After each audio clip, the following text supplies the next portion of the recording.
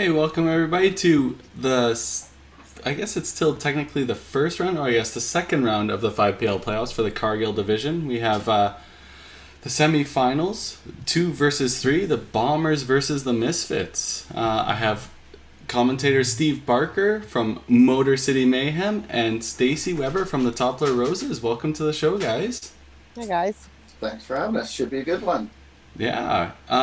You two will have first hand on how this whole semifinal match works out. You've been in a 2-game total points playoff. Toppler Roses scoring 8-0 in the first game, and then Motor City Mayhem scoring 8-0 in the second game, and coming down to pinfall. So, do you want to give us a little insight on how that all broke down and your feelings behind the playoff structure itself? Oh, I think it's exciting. The 2 games definitely. It's fun. Obviously, probably more intriguing for the fans if the first game goes 5-3 and one team's up by 10 or whatever. Might get more people to tune in early to the next game. But as our match showed, 8-0. Yeah. It's hard to close out a series in sports. It's hard to close out a win sometimes, and sometimes momentum can be a strange thing. So, yes, this definitely should be fun. Yeah, I think at 2 games is equally as hard as one game you're in and gone. But 2 games, speaking from experience, you could have a very good win, and then maybe the tables turn a little bit. But yeah, it's good. I think both these teams will be good. The playoff structure, I like it. I think it's good. You have your. We now know that the pinfall comes into play if you have a tie, but it'll be good. These 2 teams, I think, know each other very well, and for 2 games they'll play it out. They'll play great. Yeah, for sure. So, a little insight before we bring our managers in. We have kind of a unique match. We have both these teams playing in the same center this for playoffs. We have the Misfits, obviously, from Bonnie Doon Bowling Center. And the Bombers, due to some scheduling conflicts, had to relocate and play in Bonnie Doon as well. So they're actually about 14 lanes apart, I think they said. So kind of neat. They're going to have equal pinfall status as everybody kind of points out from center to center. There is going to be pinfall differential, but this is going to be as square as it can get, right? You're playing pretty much in the same conditions.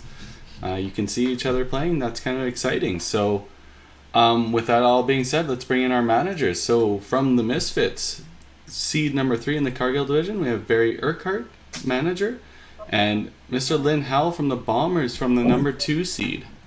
Welcome to the show, guys. Hello, everybody. Hey guys. Before we get too serious into the bowling stuff, Steve, I want your sweatshirt. Okay. That's a classic one. The way the Jays were getting killed tonight, I had to go expose. Hey Barry, how's it going? Good. So obviously, we all know the time frame was a little tough to get this match all lined up, but everybody seems like they have 7 players on each side. So you guys have plenty of bench room on your team and all that good stuff. So let's go through your lineups here. The Misfits, you guys are the number ranked 3 seed, so you have to produce your lineup first. So go right ahead. We have leading off Michelle Hoyle. We have Derek Gull, and then we have Jamie McCara. We have Curtis Dunas and FT Hagen or Brandon Hagen. Perfect. And who's on your bench? We have Ron and Kaylee. Perfect. And Mr. Lynn Howell. We got Steve Cummings at lead. We got Daryl Bradley at second. We got Annette Campbell at third. Heidi Mapstone at fourth, and Mark Johnstone at fifth. And our 2 alternates are Aaron Arndt and Sean Heller. Perfect. All right. Well, we'll get this match started, and we will want to see you after the first match because obviously this is a 2-gamer, and we can get your thoughts and feelings after the first one. And good luck to the best of you, both of you. All right. Thanks, guys. Good luck. Good luck, Barry. Yep. Okay.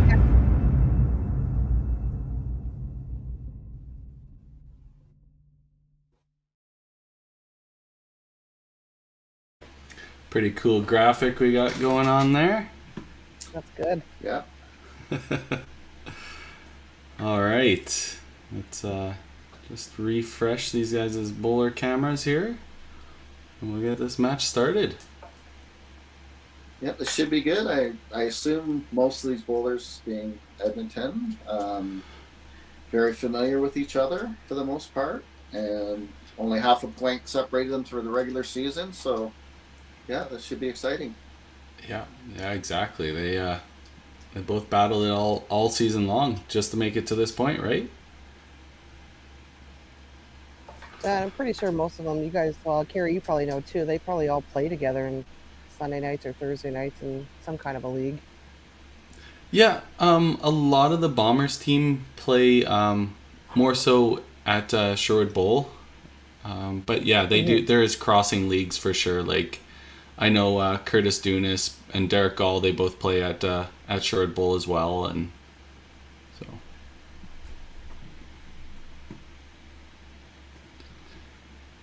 All right. Steve gave that pretty good run there. Yeah. Almost spared the 10 count. Oh.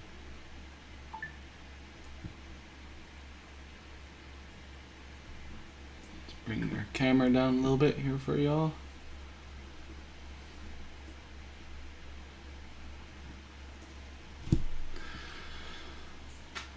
All right. So a couple spares early for the Misfits. Yeah, decent start. We're just going to bring up a couple graphics here. We're going to bring up the Bombers summary here of their season as a team. Obviously, they averaged as a team 255, almost 256. So fairly strong performance, right? Nothing wrong with a 250 average across the whole team. Yeah, and 244, 245 against them. So Yeah. Good competition. Yeah, for sure. And then the Misfits, they averaged 244, but their opponents against only averaged 238. So Wow. it's kind of neat seeing the play against some teams. They seem to get set up against teams that play hot against them. Some teams that don't play that well against other teams. So it's kind of neat to see that. Yeah, there's so many dynamics into that too, because you wonder if some teams get up more against other teams, or if they're playing two games in a match with one, or two games in the same day with one in between. Whether they're coming off a big win or they're coming off a rough game, going into the next game. Like this format adds a whole new dynamic to what we're used to with tournament bowling. Yeah, exactly. Hey, if you could get through that commercial break, you're laughing. Yeah. Yeah, isn't that the truth? The commercial break has always been a hiccup across these two seasons. Teams come out hot through it, or they come out cold. It's doesn't seem like the status quo ever fits. Yeah, it's funny because I actually didn't think it affected our team that much. Now whether we just have a bunch of goofballs that just yap and talk and don't pay attention, or yeah, it's only a 2-minute break. It's not that long, so maybe they just don't really notice it that much. But Wow, guys, I got Rich and Kevin, and they don't like to stop, because then they get like sore and old and tired. But they could warm up that entire time and keep practicing if they wanted to, but I don't think that they do that very often. yeah.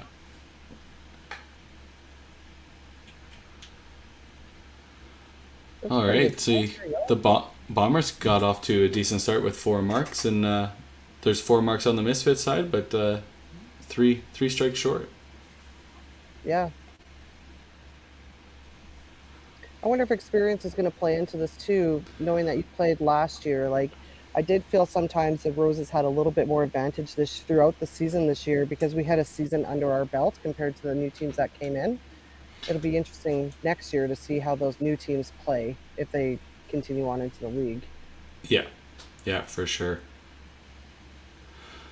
Steve, I guess that's a good question for you guys. You guys were first time into the league this season, and did you guys feel any jitters, or do you feel that the play affected you guys? I think you guys started out with a little bit of a slow start, did you not? No, we actually started out like 15 out of 16 the first week Oh, that's with right. Yes. with like 1480 and another small 14.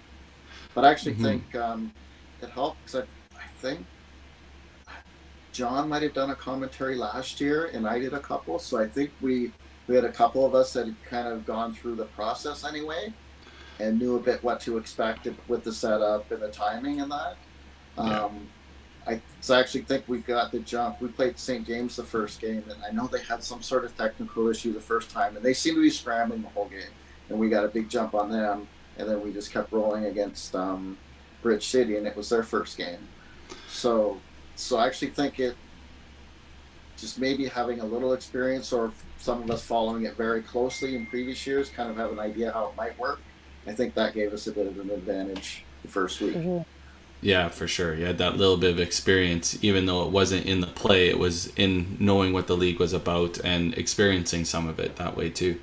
Right, Yeah, right. definitely. Like being in the background. Because I do think like when you didn't know the technical side that came along with this, it was a little bit frazzling for a few teams off the bat to, because it is a, I'm not going to say it's a lot of work, but it's a little bit of work to finally, get your feet wet and know how to set things up and have the proper camera angle. And, some of us are using ladders and binders and whatever you can find, but, whatever works as long as it works, right? So, Yeah, exactly.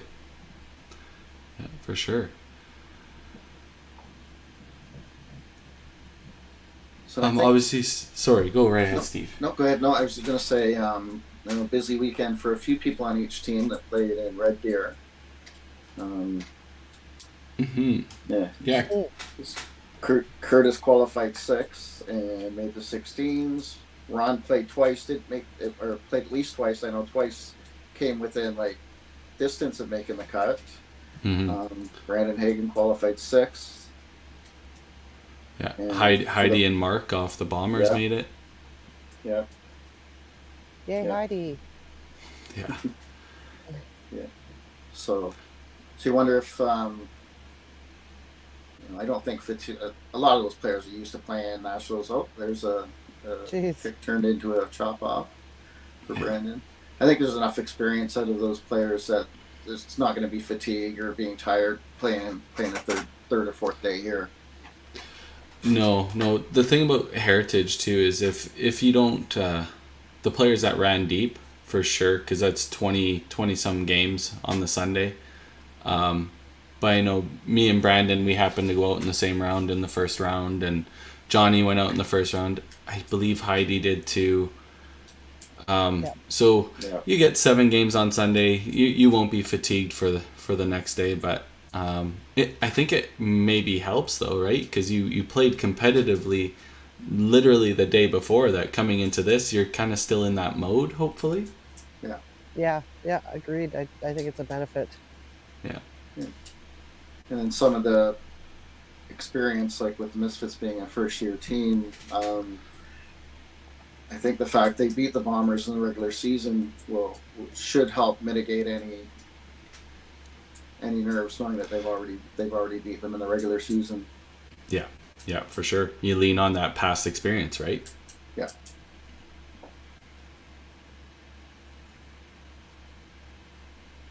A little thin there for Derek Gall. Great start for DB. Yeah, jerky.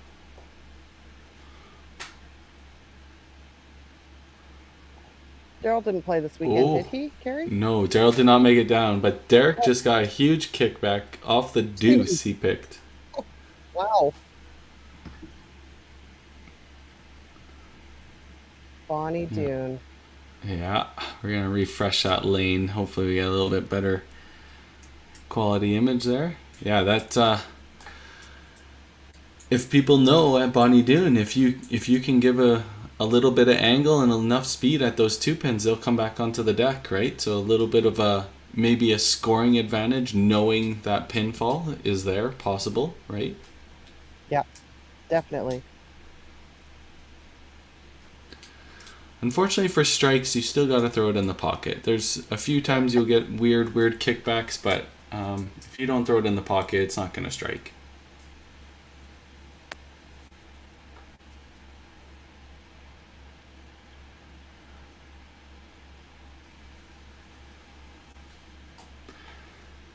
Heidi's triple got slowed down there. And I know it's a it's a factor of the league that everybody plays in different centers and that, but little things like that. If you're playing in a house that you're lucky to get a 7 count on a head pin like once in your whole telecast or whatever, once in 10 games, and you're playing somewhere and they get a chop spare where a deuce takes out a 3 or that, once in a while it's not bad. If it happens more than that, it becomes a little demoralizing. Yeah, that little bit of a scoring advantage, right? As long as it meets. Unfortunately, we don't have a lot of regulations besides certification that can really determine that issue, right? And not these lanes are obviously certified, so the regulations say that they're good to go, and it's just a factor or the discrepancy in the regulations and the certification process, right? Not all centers can play the same, so. I don't think all centers should play the same, right? You got to be think about like golf courses, right? Yeah. They don't all play the same, and I think you need to have that variety and different. It's neat to have the different variables of each center, right? Whether you have the black bases or the 17-inch measurement, whatever. Maybe you have a different rubber on it than what everybody else does right now. Acrylic versus wood. There's all sorts of different elements, right? So I think it's a good thing. It's a good mix.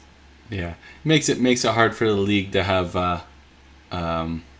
whatever you call it, equal pinfall across, is it? But these teams all know that coming into it. They're willing to put up the money and put their talent up against all these other teams, even though they know the scoring difference is going to be an issue. You're just hoping that your talent level and your experience can pull you through that differential. Hey, you better be confident playing your own bowling center, number one. Right? I mean, or and in some cases this year, teams have had to move. Like tonight, different opportunities had to move to different centers, not too. But I think anybody that's playing in the pro league should be very confident in their team, since it's not just a Wednesday fun league, right? It's the pro league. Yep. Yeah, exactly. Good start for Darryl. Both leadoff bowlers redeemed themselves after a rough 2 frames too, throwing doubles. Yeah. There we go. Derek, they had a pin correction there for Mr. Gall. He can't use the same tactic he did last time. He actually has to physically hit the pin this time.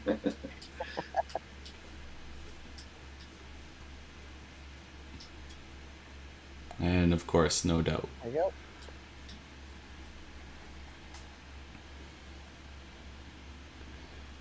Pretty good start. Just about dead even here.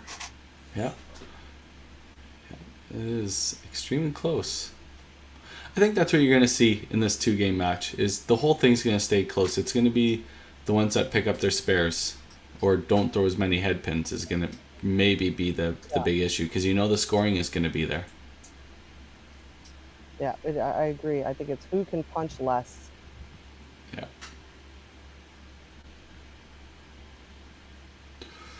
Jamie with 2 missed corners in a row. Not ideal for her. She's on the ladies national team for Team Alberta this year, so she'll be looking to clean that up before they head into nationals here in 2 weeks. Again, for her, what a good experience to have this going into nationals, carrying you through from league is done now. So you have this, you had Red Deer. I'm not sure if Jamie went to Red Deer or not, but and then to have this pro league just kind of to keep you in shape before you go to nationals. A little bit more of an advantage than say the people that are playing that don't have this, right? And especially they happen to be playing in the center that is hosting nationals too, so even better, right? Well, that kind of, I'm sure the Pro League playoffs was a pretty good tune-up for Marcello heading to YBC Nationals. Yeah. Yeah. A Yeah, little bit you of know, experience. that 10th frame that he came in and got us to the second round, we talked a lot about that experience of having that pressure shot and going right into nationals. Like it was, I think he drew from that a lot too in Regina for sure. That the pro league has definitely helped. And how many kids is really funny. We're like, oh my god, you're Marcello, you're on the pro league. Like it's pretty cute Yeah, that's awesome. and good to hear. Kids are following the pro league. That's what they're the future for us right now, Yeah. and we need to keep them wanting to be involved. Or you know, it's not like the rest of us are getting younger. Rough frame for Johnny there on his double, and Brandon takes advantage. Brandon's got to be one of the standouts this year in the Pro League. Like Totally. 284 he averaged this year, which is 6th overall. Yeah. Yeah. Brandon has been playing extremely well at Bonnie Doon, and now he's getting that experience outside too, right? Like he made the cut at Heritage, and he's playing well, no doubt. Yeah, and playing anchor too. Like he's, from what I've seen, like they've had some close games. He's had to throw a lot of huge shots for them this year. Yeah. And obviously he's doing it.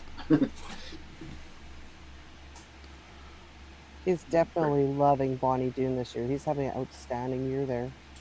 Yeah. And it's not just an easy house. I just played there, Steve, and it just really wasn't like that easy. Maybe it was my green and gold partner, but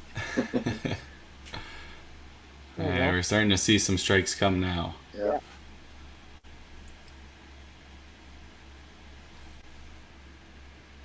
You want that edge going into the commercial break.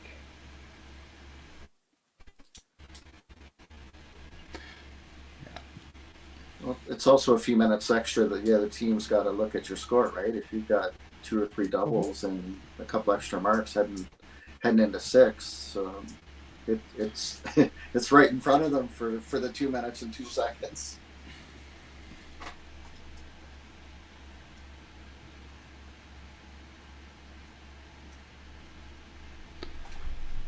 Who's on the bench for the Misfits? Kaylee and Ron?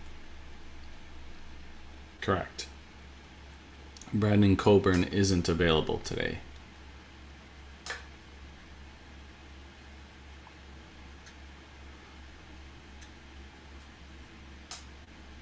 Well, Barry's gonna have a call here with Jamie. Like that's where it's tough as a coach when she starts spare strike and then misses 2 corners. It's not helping the score, but obviously it's still throwing off good first ball, and then she like wide open the next frame. But still, match within 20. But at this point right now, I mean, you're looking at, let's build those totals up, right? Yeah, it's totals. You gotta,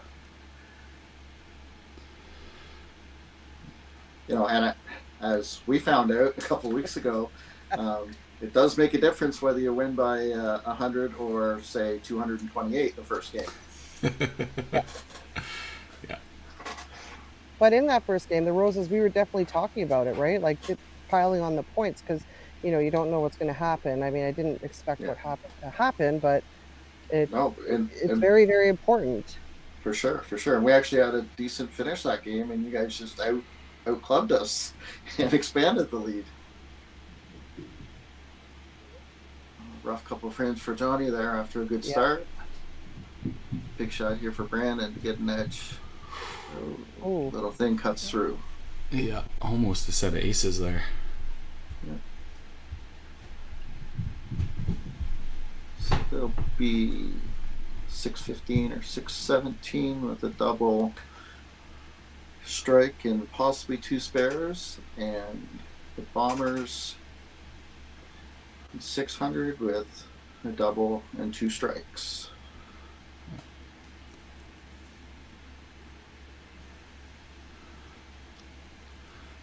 Brandon knew that was a no-doubter. They're going to make the score correction there. All right, 619, 4 marks and a 1 double. Close. All right, Anybody? we'll run our. Oh, sorry. Go ahead, Stace. Yeah, anybody's game right now. It's a close one. Yep, no doubt. Just 4 pins outside 1 ball. So here we go. We'll run our commercial and we'll bring back the second half of our first match.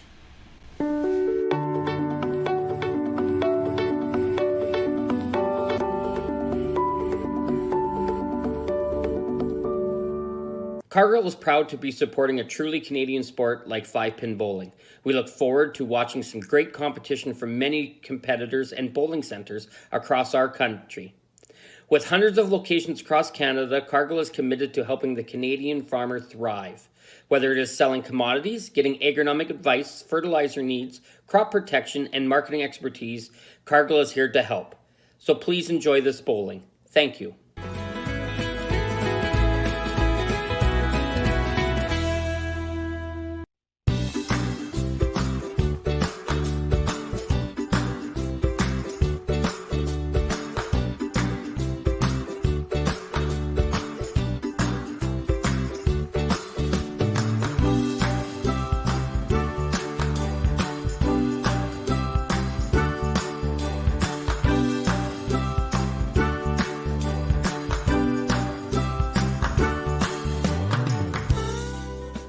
When you come to the Canadian Brewhouse, you'll feel right at home. We work hard to make our house your house. With an affordable menu of appetizers, entrees, desserts, beverages, and killer deals on daily specials. At our house, you never miss a play. As sports lovers, we've ensured each location includes over 50 TVs and our signature Jumbotron. The Canadian Brewhouse is the place people want to be.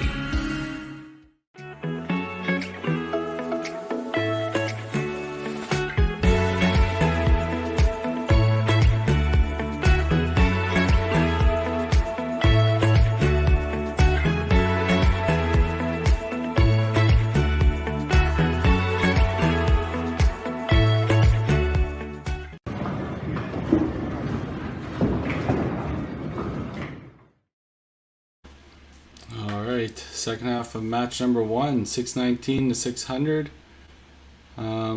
Fairly even split. Looks like it's sitting 6-2 right now for the Misfits. Yep, really close. Very close. Yeah, similar number of marks heading forward. Well, should be an excellent second half.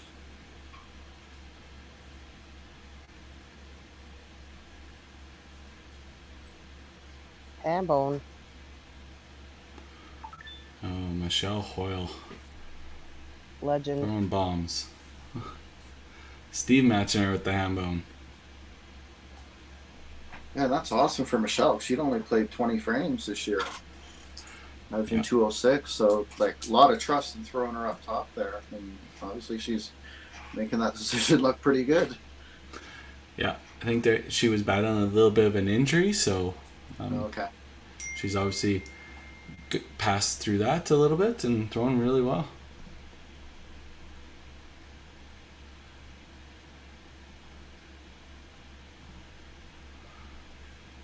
Daryl following suit with Derek Gall throwing the doubles. Yeah. That shows how big doubles are, right? He doesn't throw a strike there, he probably relinquishes the lead. He throws that one, and now he's still up 22, both guys on doubles. Big shots, yep. Big spare for Jamie. That's probably a do or die frame. Oh, and that's slow Gets roller. the push. Gets the push.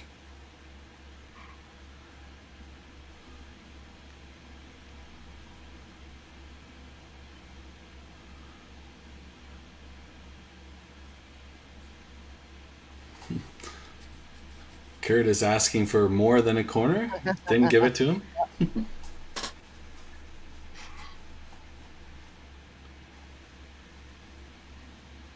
That looked like a shot where he might have been happy, where he should have been happy with the corner. But Yeah, sure enough. Yeah.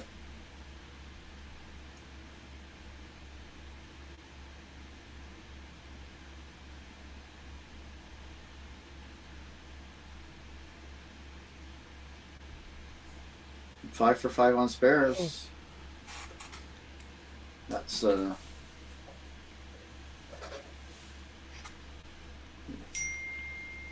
grinding out for sure. Still only a double or triple away from having a monster. Yeah. That was one thing at Heritage Curtis was probably keen on, was there was lots of corners, so making sure he didn't miss that opportunity because he needed every stick. Yeah. Ooh. Oh, wow. Brandon with the cruncher. Yeah, that got out of there in a hurry.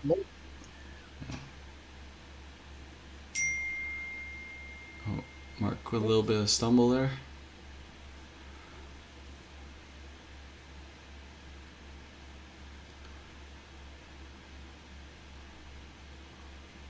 Is that like a little snake kind of arm holding their phone up right there, for the Bombers, Carrie? It is. It That's is. awesome. Yeah. Oh, Brandon missed a corner. Oh.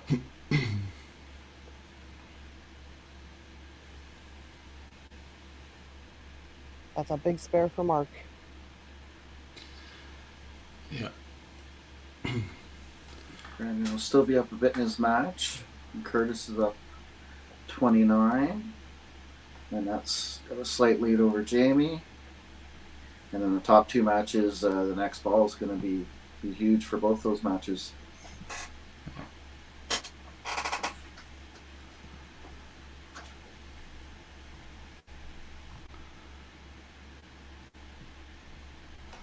All right. We got There our we lead go. bowlers, the hot bowlers on the sets.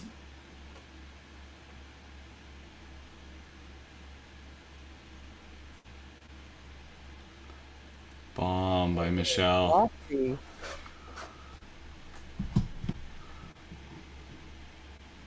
I find over the years that I bowled against Michelle, if she can start the strike string, she sure can roll a lot of strikes. She just get her onto that string, and she's good. Yeah. Steve punches on the second ball.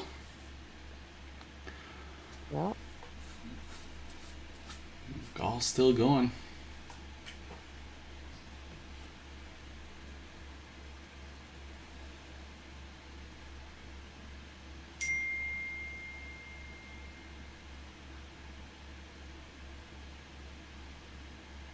Oh, there's Jamie.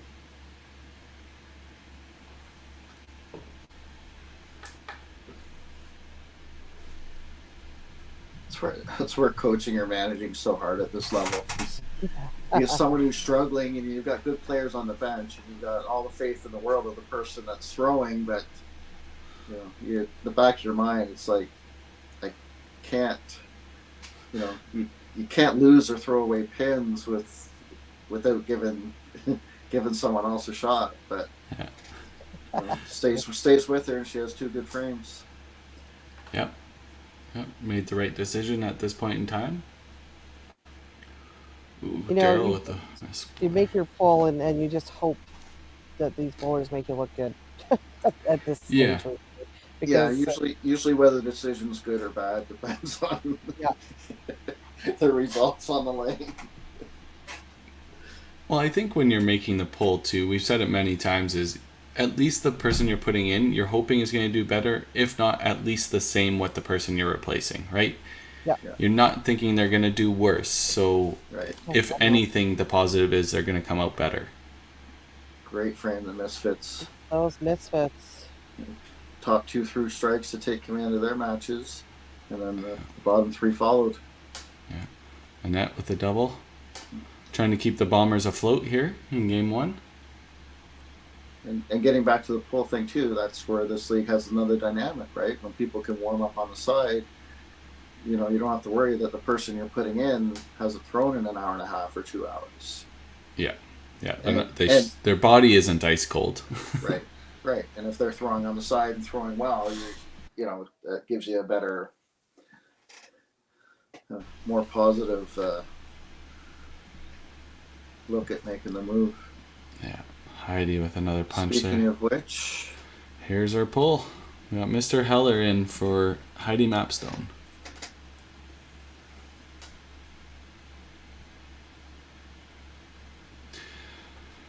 And we all know, we've been talking about it, and it's been talked about over league, that Bonnie Doon has really decent pinfall, but a lot of these teams, like the Bombers coming in from Sherwood Bowl, they're used to probably a little bit heavier approaches. They're coming into a semi-fresh environment, right? That's got to be a little off-putting for them, even though they think they're going to get better pinfall. The conditions are still different. And even with the setup and the environment, right? You played so many over 2 seasons. They played all their games at Sherwood, and now even though they might be familiar with the center, it's still a little different with the way things are set up and stuff.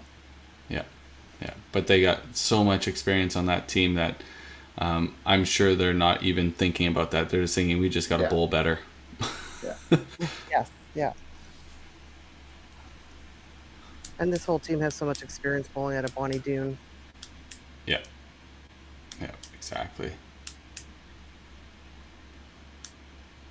Because really, there's only 3 centers that Edmonton generally uses for main events, right? St. Albert and Sherwood and Bonnie Doon.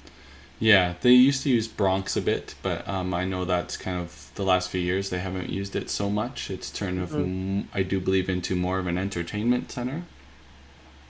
More. But I'm not super familiar with them either. I've played at Bronx a few times, and I've coached YBC tournaments there because it's the upstairs downstairs, right? Yeah, correct.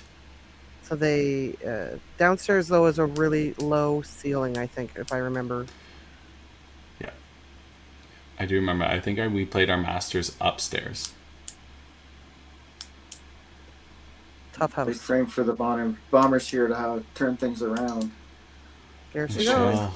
Only the double working and down 70 or so.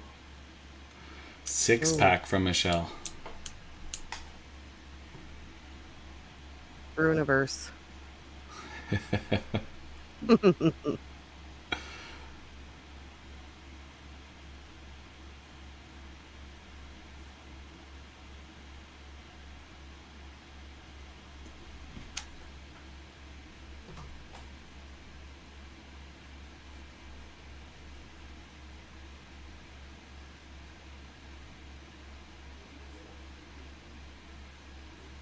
Well, keep it in luck.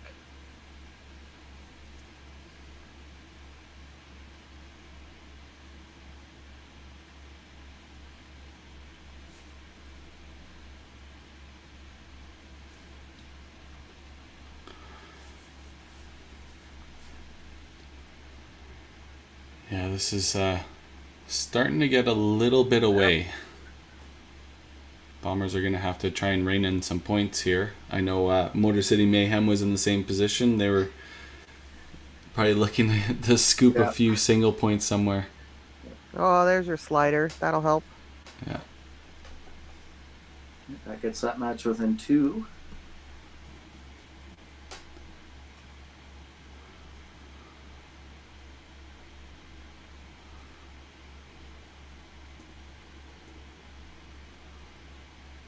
You knew that Curtis was just going to start throwing strikes. You don't get that many corner spares without start to fall.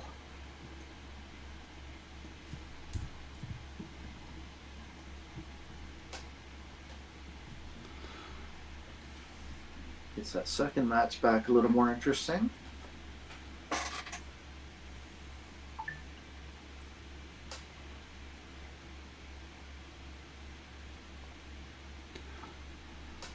Spare by a net.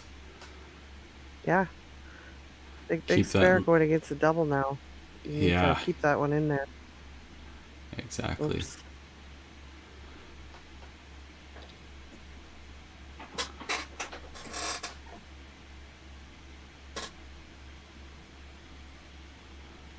There's Mr. Heller righting the ship for Heidi there.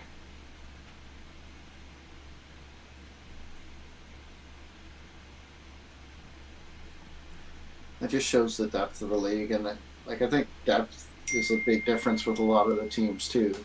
I mean, a lot of teams are just like 7 and 8 deep with really, really good players. I mean, it helps, when you've got 5 good players in the lineup, and then you've got to make a move, and you've got Aaron and Sean on the bench. Yeah. Benefits of being a manager, Steve, hey? Yeah. Yeah.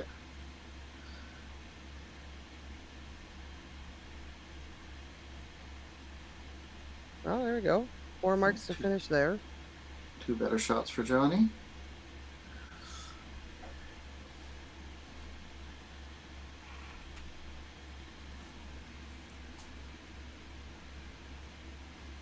$144. Misfits 2 doubles and a spare to count. The Bombers 2 strikes and 2 spares.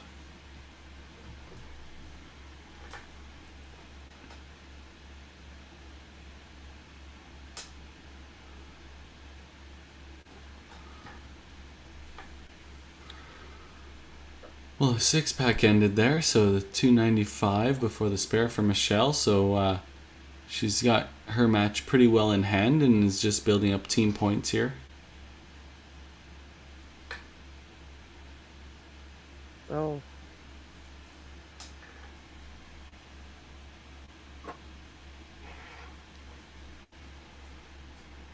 And this is where you get to the point too where you got to remind yourself. I mean, obviously that's still a long way to go in this match. It's not over for sure, but totals counts for next game too. Yeah, yeah, exactly. Like you're alluding to before, you don't want to be 228 points down, because it will very possibly come to that split. Yeah.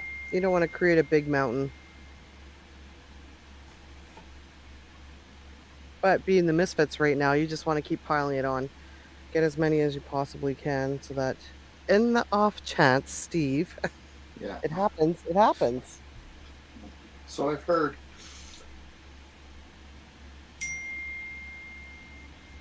We were just like doing it for filming purposes, Steve, hey? Yeah. Like Yeah. Monday Ratings. night. All about the ratings. Well, we can't appreciate you any more than that, boosting our ratings. You know, in the interview, I said Daryl and Carrie, they tell us we have to have a good match before the show. And people ask me in Regina if you actually do that, Carrie. Yeah, Carrie calls us and threatens us. This better be a good match, you guys.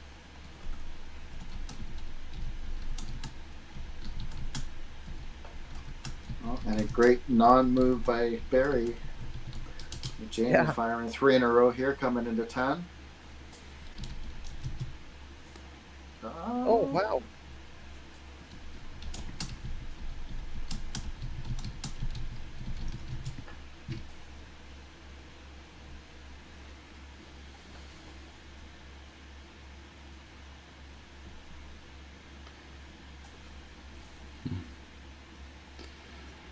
The Bombers want every single spare 15 strike they can get right now. See what they can sneak out.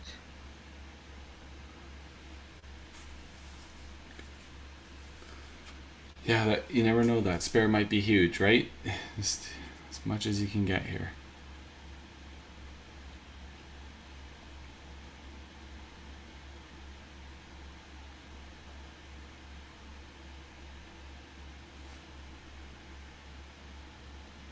Oh, wow.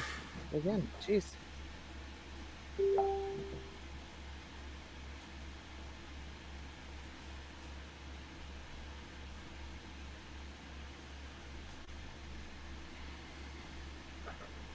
Bottom match mark can go to 259, so that would make Brandon throw a mark in account in one of the last 2 frames anyway.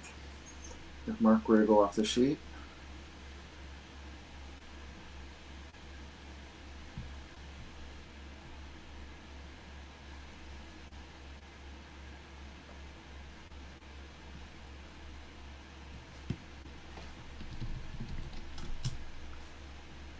There's a good shot.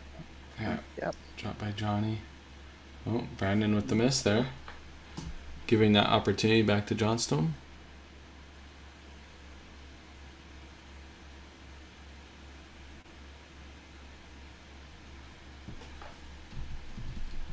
Yeah, the first and fourth ones locked up. The second one's only 5 pins difference. A few things can happen in the third match still, and Big spare here for Brandon. Yeah.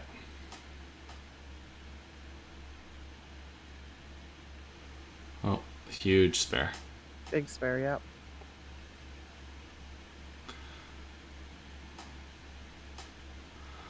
All right, here we go. 10th frame. This is where the two game format is fun, because normally it would just be whether, could be, a miracle finish. It could be 5-3, but you're looking at 7-1 or 6-2 probably. But now you're trying to get as much as you can for totals. Michelle has a little bit of a slip there, but she still locked it up with that. We can get to 309, right? Steve can get to. And that's enough. 277. 277.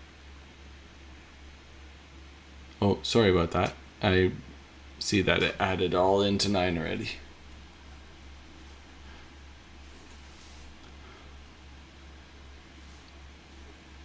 Great game for Michelle there, especially with 31 in the second.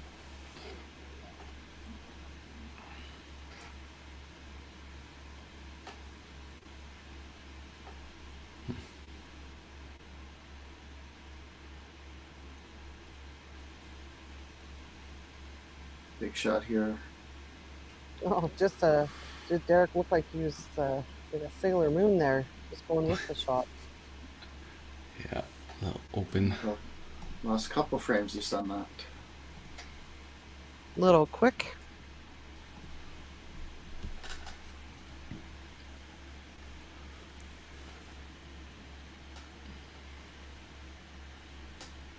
Oops.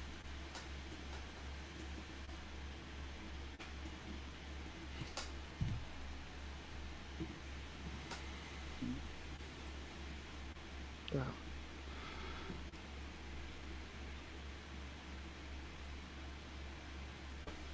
Daryl's going to get the match, obviously, unless something crazy happens, but he'll be kicking himself a bit for not piling on some score for totals. Yeah. Yeah.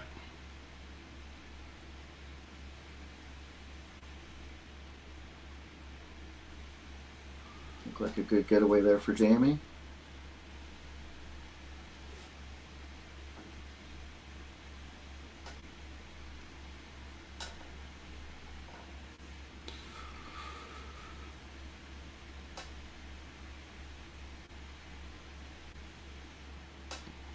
So Jamie's left the door open for Annette to possibly take this point.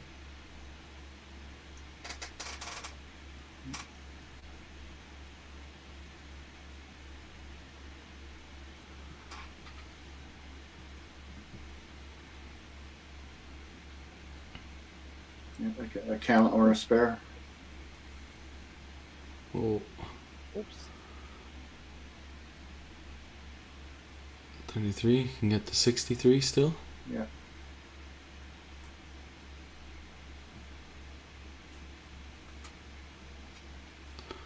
Big shot by Curtis. Helps the totals. Should like to set it up nice Great for half. Brandon too. Big spare. All right, needs more than 7. Split the win.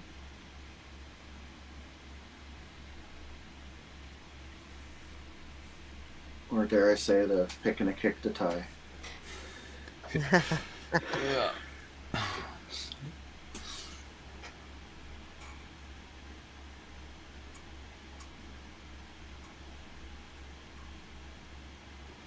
Oh. Oh no.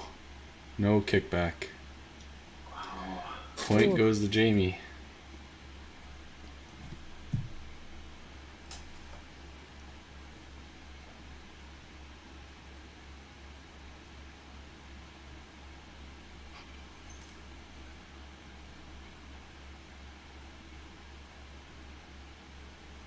Yeah. Good shot. Yeah, Get those totals unfortunately. close. Yeah. Curtis already locked up that point as well.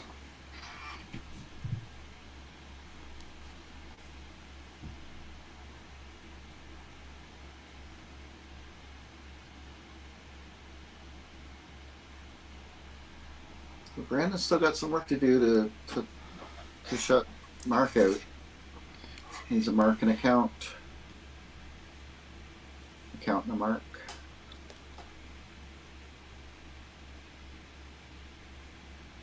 Yeah, big shot. Good off the bench, Sean. Yeah, Sean did almost exactly what he needed to do. Try and get as many points back for the team. 105 for 3.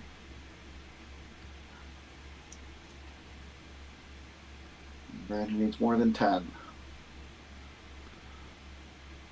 So with this all said and done, like the point difference won't be catastrophic, but obviously they need to get all the points they can get.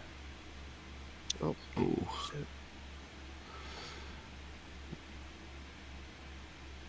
There we go. We have a 7-1 win.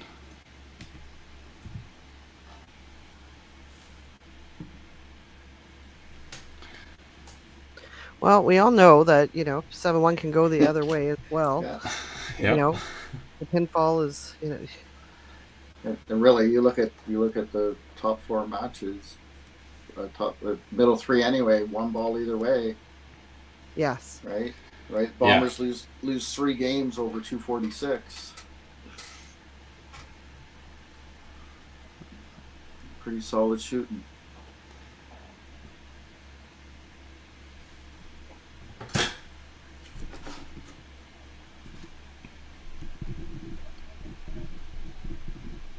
Oops. All right. Yeah. Some missed sticks there for Brandon. Yeah. 1373 over 1249. It's not that bad. No, it's not horrible. We'll get the point difference here, but we'll bring in our managers for a quick interview. Our bright and beautiful faces. So we have Barry from the Misfits with the 7 points. You're just on mute there, Barry, before you start talking. There we go. Is that better? Perfect. Yeah, I you figured bet. it out. And we're just going to wait for Mr. Lynn Howell in here before we do the quick interview and run our commercial and start the next match. Barry, obviously, the 7-1 is a great win. It was kind of looking 6-2 most of the time there. We thought it could flip to 5-3, but you guys pulled out in the 10th. Bombers had a couple miscues there, but Jamie had a bit of a struggle there the first half, but just talked to her there during the break and got her back in the goal. So yeah, you bet. We discussed whether you were considering making a move there. Obviously, turned out a good non-move. it's always a tough one. Sometimes there, it's like I know she can do it. So Yeah. All right, and looks like we got Mr. Lynn Howell here ready to go. I know he was probably chit-chatting with his team, looking at lineups and stuff like that. Just a little bit, yeah. Yeah. Little discussion. Good game, Barry. Thanks. Yep. Yeah. So obviously a 7-1 win for the Misfits, but as we've seen from previous weeks, there's 8-0 isn't even safe, so we don't think the 7-1 is safe either. But a great start for the Misfits. Bombers had some really close matches there. It could have flipped to 5-3 pretty easily. Yeah, so we'll run our quick commercial. We'll get you managers back in and set your lineups for the next match, and we'll get you rocking and rolling here. Okie dokie. All right.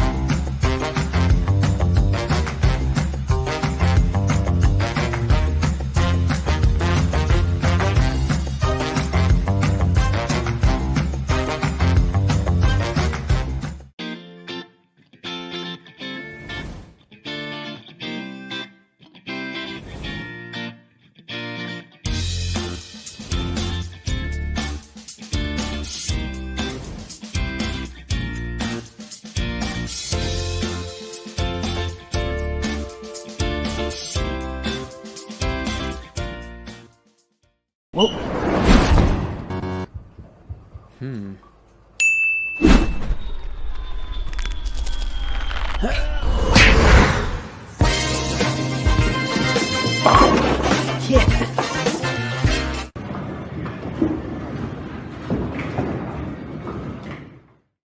but I'm just saying. All right. So obviously we got a 7-1 advantage for the Misfits, and they're plus 124 in pinfall, and we'll get the Misfits lineup first. We're keeping the same here with Michelle, Derek, Jamie, All right. Curtis, and FT. Perfect. And Lynn, what is the Bombers lineup for match number 2? Adam, Carey, Dexter. Wow. At least made you laugh. Yeah. No, we're going with Daryl and Aaron and Heidi and Sean and Mark. Perfect. All right, we'll get you guys going here right away, and we'll just show a quick graphic, and best of luck in this last part of the match, guys. Perfect. Good luck, guys. Good luck, guys. Good luck.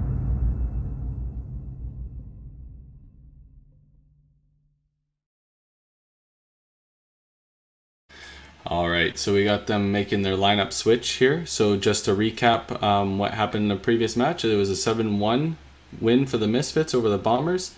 Misfits have 1373 over 1249 for the Bombers, plus 124 pins with 6 win points to the advantage. Yeah, that was 7-1. I mean, a couple of those matches could have gone either way. I mean, Mark would have had to go off the sheet to steal the one for Brandon, but that third place match, 255, 253. The second match was close, 290, 275. Mm-hmm. Yeah. So obviously It's with that this lead great... off 6. Yeah, exactly, Stacy. So with this great Cubica system, we'll actually be able to see running totals, so we'll be able to see the pinfall. So we'll take care of the points from our side, but if it gets tied 14-14, or sorry, it would be 8-8, we'll be able to tell by pinfall.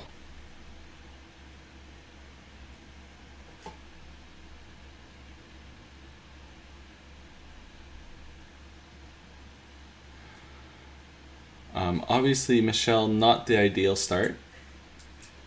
If you're going to do it, though. Yeah, that's going to end up on that Instagram account that I've seen here pop up lately. I think it's called Frames of Shame. Yeah. I'll have to check that out. Daryl with the spare. So I was curious to see what Lynn would do with the lineup. I obviously assumed the Misfits would stay the same.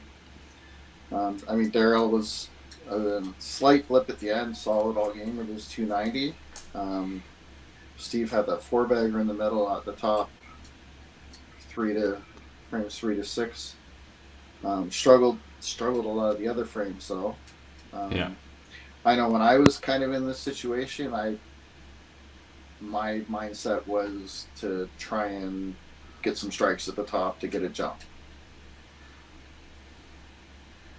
to build some momentum. Yeah. Almost Yeah, I first think ahead they tonight. want to get as many points as they can up top to hopefully pull the bottom along a little bit. But Sean, with such a strong finish, 105 for 3 frames, right? He's going to be a key piece, I think, in this Bomber comeback.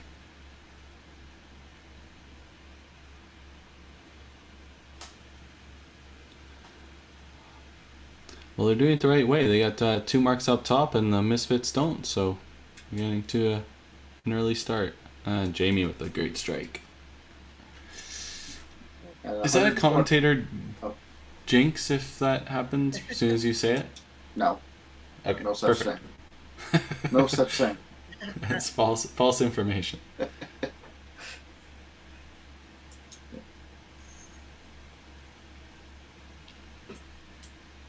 I was going to say 124 is not much at all. That's only a couple shots on doubles in the middle of the game. And again, both teams like 1373, 1249 is decent score. Both teams did leave some pins up.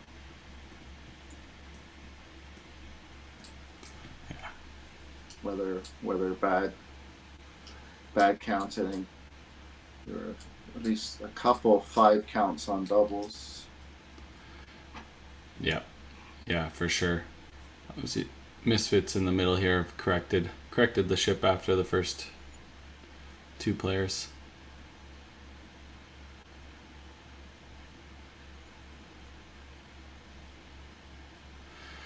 It's so early in the match, obviously. Still, like, we're just past the halfway point. Do you think the pull strings are just a little bit shorter now? Oh, I think they have to be. Yeah. And again, part of that is with the depth of the teams too. Right? It's always an interesting. It's much less so in this format where all the teams are deep and the bench players are really good, especially the teams that are left. Mm-hmm. It's always an interesting dynamic for a coach or manager when you're making your lineup. Mark. You know, at the Open, if you say when you've got one person and they've been struggling, do you start them and hope you don't have to make a move, knowing that if you leave them on the bench, you're going to be apprehensive to put them in? Yeah. Like I find a lot of coaches give themselves a bit of an out, you know, and comes to a point, especially in a final or a do or die match. At some point, you gotta go with your best and hope you don't have to make a move you don't want to, because if it gets to that point, you're probably in trouble anyway. I would think in this game you want, your pull should be quite early. Yeah. You got to give it everything you got. We have a score correction. Yep, they got that. Perfect. It kind of depends too on.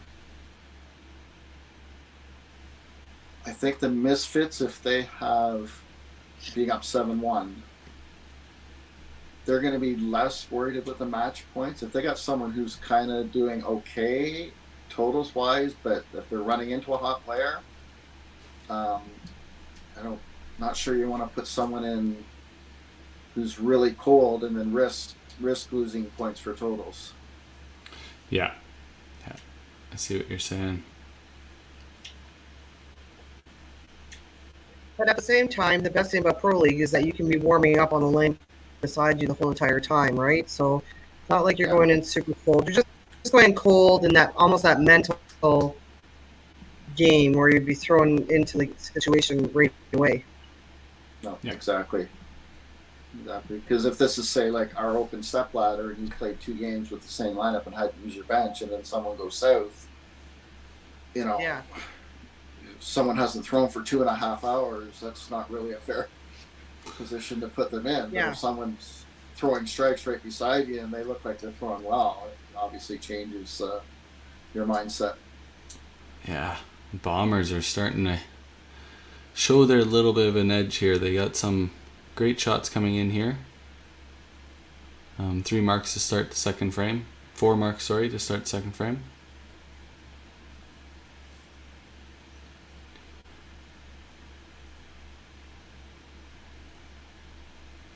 And against somewhat great frame. Yeah.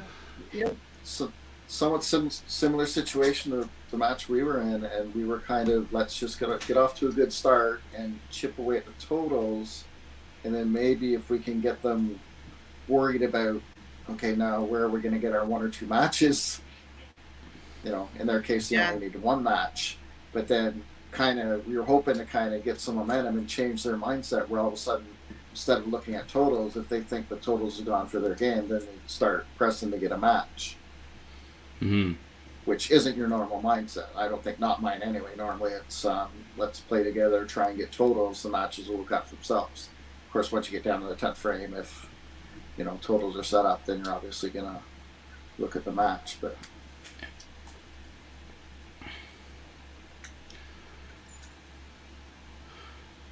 Curtis keeping that double in play is big here, and so is Brandon. Like, Oh, great shot.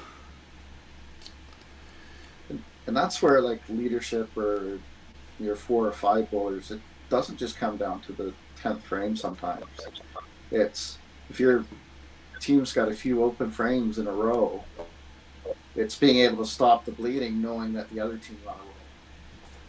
Exactly. Throwing a mark or getting that double to turn the lineup over for your leadoff bowler. Yeah. Right from the bottom. Yeah. So key shots aren't just in the 9th and 10th frame often.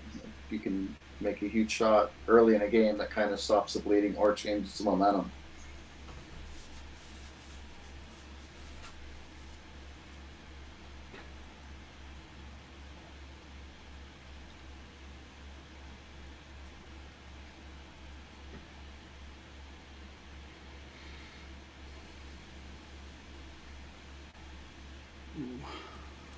Daryl almost got the push there.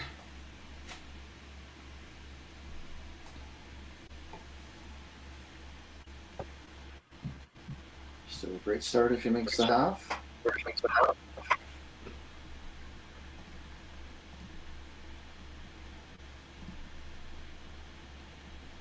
Good half.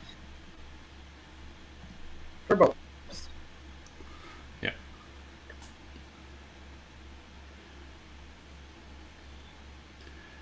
You kind of almost don't want to say too much because you don't know what the swing is going to be like. But if I was the Bombers, obviously I would like my position after second frame, right? I don't think you're asking the right person to be asking me. Maybe I could get Rich down here and get ask Rich.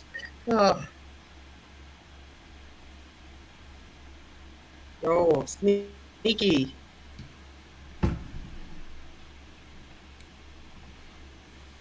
Still more conventional than the last time he did it.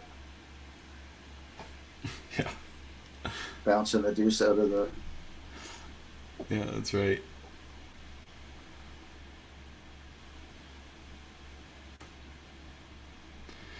So obviously Aaron here with a small blip in his game.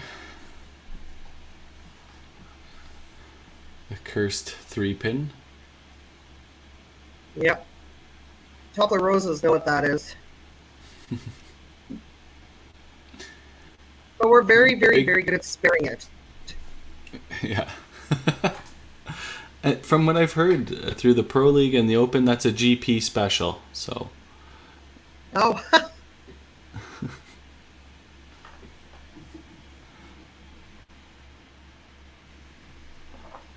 Be curious to know what the 3-pin percentage is when you're on a strike as opposed to not being on a strike. Right. If you rip more 3-pins is what you're saying. Oh, Curtis threw the hole on a double. Boy. There's a lot of points. The percentage getting spared. Because I think more people, you're shooting the pin side because you don't want to risk going through the hole to lose the count. Yeah. In a place like Bonnie Doon where the ball probably deflects no matter which side you hit it on, unless you throw an insane speed. That's what we need in this 5PL league is I know we're gathering stats and stuff like that, but we need a statistician that can break down the weird stats, right? Like the 3-pin spare percentage on strikes or the baseball stats of it all, right? Yeah.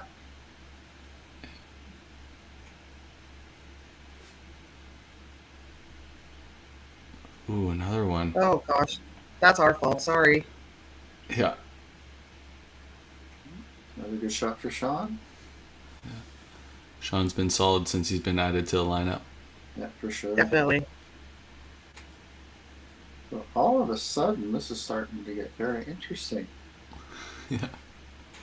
Well, welcome to Monday night. Only in the 3rd frame. Yeah. You're saying the Monday night bowling is more exciting than the Sunday morning bowling? Trying to keep up with the Monday Night Football. Yeah. There we have a Grand Prairie resident himself. GP special. Tommy had a really good weekend in Red Deer. Yes, he played really good. Yeah. Oh, Great shot for Johnny. real good, Johnny.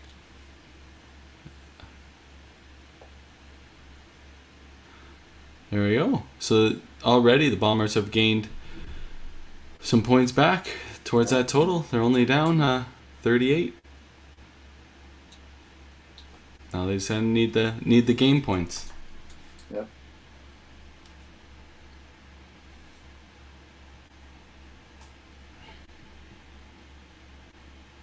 Almost 103 frames they picked up.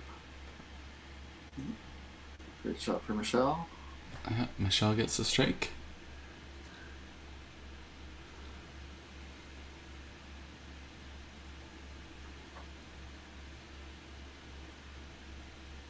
Tangle on 31.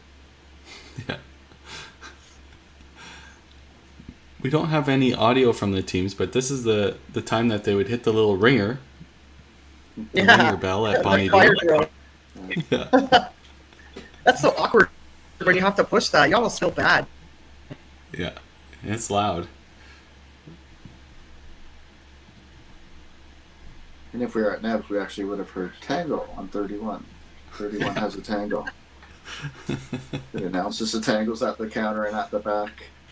That's awesome. I love the stuff Tom and Jeff come up with when they're bored, I guess. Yeah.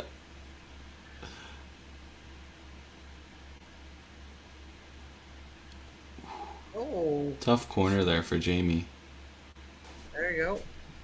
Great shot for Daryl.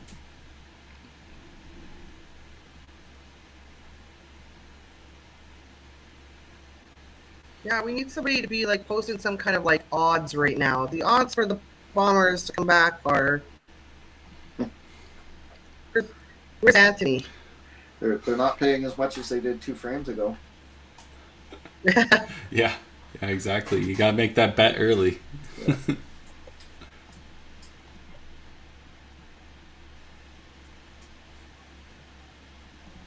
Yep. Great shot by Darren.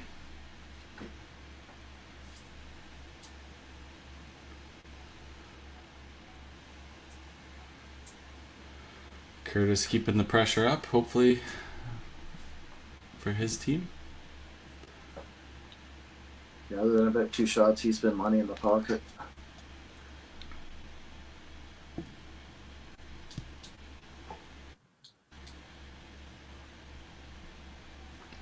Righty with the corner. Oh. I always expect those to fall at Bonnie Doon. I don't know. You know, It's that persona that it's built. exactly. Great shot by Brandon. Huge count on his 3-pin spare. His GP special. And a nice bounce back fair, frame for the right? Misfits. John Cowan is trying to give odds here. He's saying plus 175. Oh, there we go. Wow. Okay then.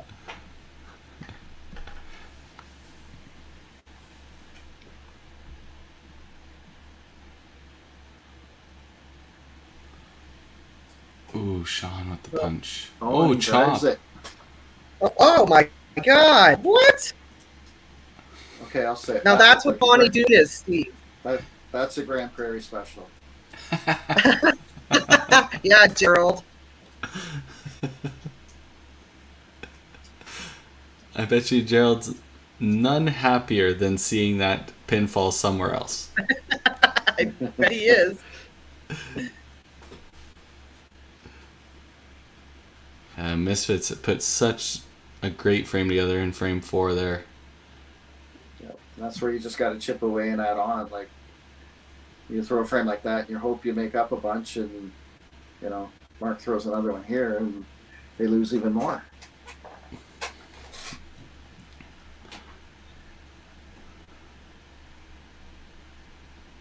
There you go. 4-bagger for Johnny at the bottom. Ham bone.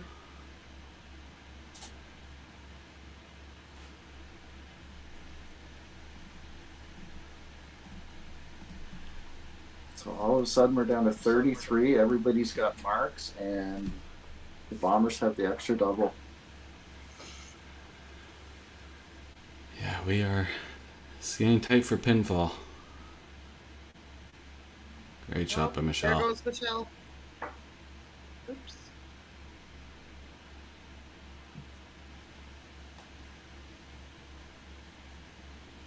Yeah, didn't quite finish that one. Might have been a hair quick. Yeah. If we were to take it as is right now, it's a 7-1 win for the Bombers, right? So, Yeah. but we know these teams aren't even close to being done with 5 frames still yet to play, and a commercial break.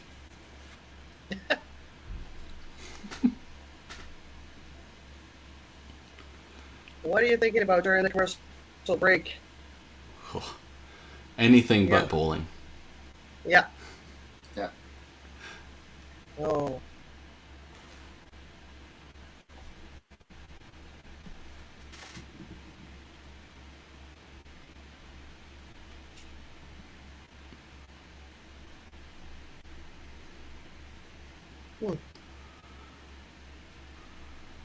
Both Derek and Aaron in that second match have been hit it, miss it, hit it, miss it. Yeah. We always blame it on Quick. odds and even lanes when you're playing on Yeah. sets, but you can't do that in this situation. Yeah, you're right.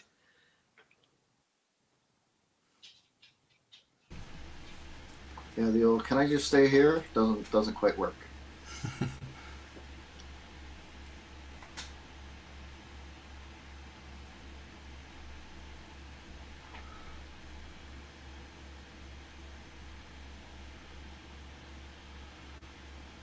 Ooh. Oh. Big ball. Aaron making sure of the 15 there. Yeah. Yeah. Again, good for ratings. Anybody can hit it in the middle. Yeah. Big shot here for Heidi. Actually, the top 3 matches, the next shots are going to be big. Yeah. Just in time for Especially- that commercial yeah. break, so you can think about it that little bit extra.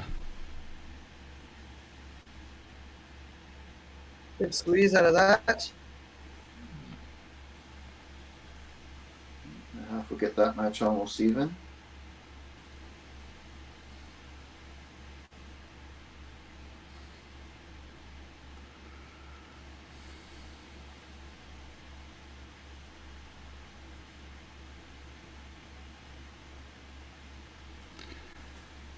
Good spare by Heidi. Misfits are still putting together grid frame here, right? They're not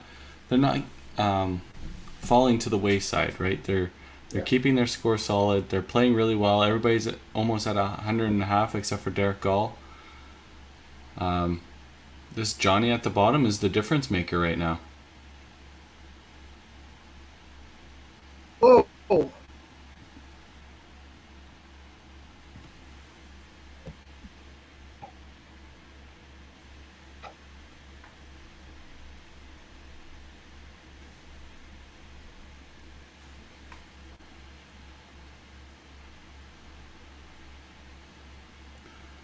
So 5:33 at the half for the Misfits.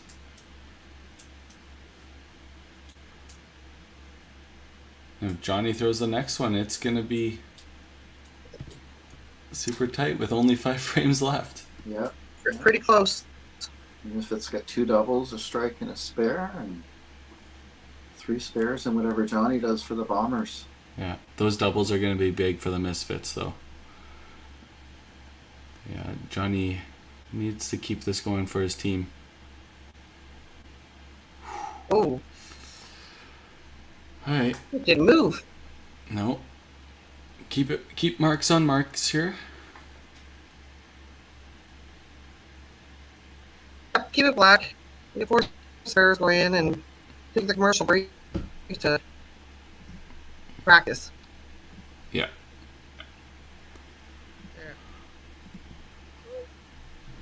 Sets up an exciting last 5 frames, that's for sure. Yeah. Yeah, we are 40. Oh. We're 28 sticks difference. And we got, right now we have a 7-1 split. So Bombers are within a couple balls. Bring it back on Monday nights. That's what we're doing. Exactly. All right, we'll run our commercial and bring the last half of our 2-game match in the semifinals of the Cargill division.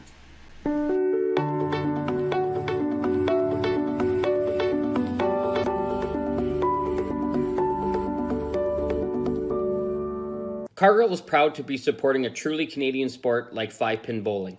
We look forward to watching some great competition from many competitors and bowling centers across our country. With hundreds of locations across Canada, Cargill is committed to helping the Canadian farmer thrive. Whether it is selling commodities, getting agronomic advice, fertilizer needs, crop protection, and marketing expertise, Cargill is here to help. So please enjoy this bowling. Thank you.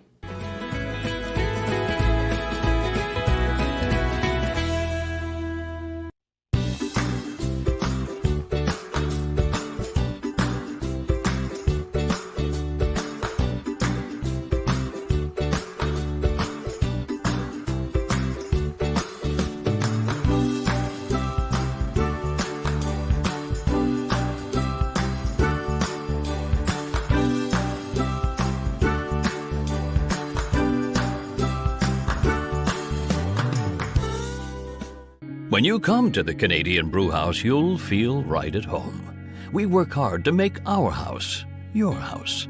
With an affordable menu of appetizers, entrees, desserts, beverages, and killer deals on daily specials. At our house, you never miss a play.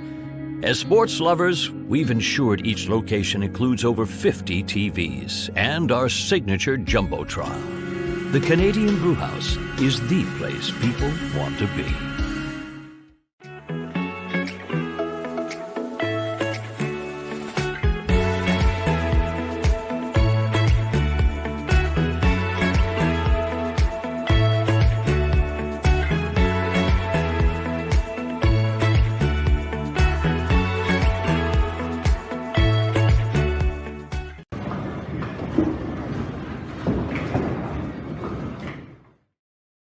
All right, here's the last half of our 2-game match. We have the Misfits up 7-1, but in this match, the Bombers are currently have a 7-1 lead and is only down 28 pins in total pinfall. So if they tie in points, it'll come down to the pinfall. And right now, Misfits are still holding a slim margin at this moment.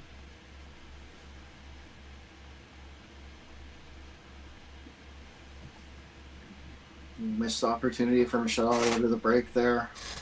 Yeah, there goes one of the doubles that they held over the Bombers. With a GP special. Another GP special coming up. There it is. Yep. Ooh, Darryl with the thin miss.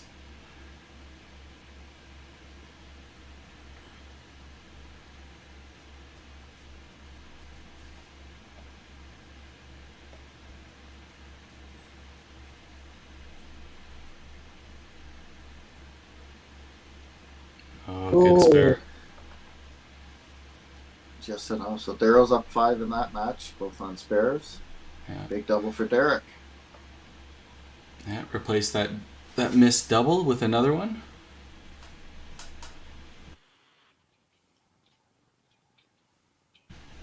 You think this is a staring shot for Aaron? Oh, guys. Please, Louise, what's going on here? Yeah, those 3 pins are showing up like crazy now.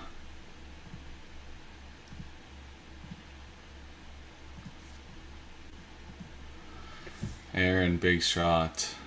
Yep, he's loving that left lane.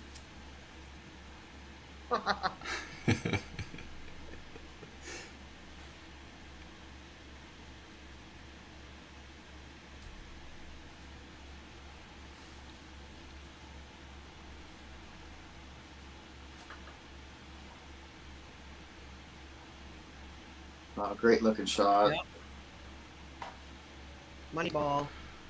There, Heidi just took the advantage in that game.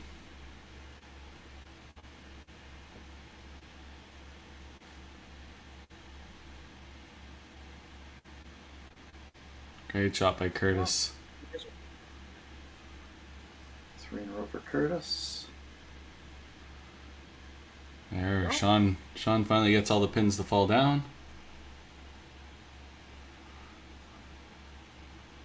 That's the same game that Curtis had the first game that Sean's doing. Yeah. Making sure picking your single pin spares and hopefully get 5 down at one point.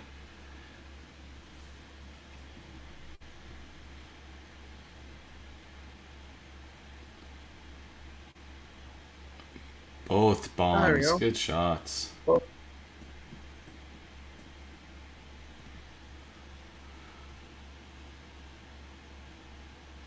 So I think you've been in this situation, Kerry, playing in the center at the same time as someone. Maybe not. Have you played the same time as it was the opponent? Bombers. Yeah, right. Yeah. Of course. Yeah. How much do you?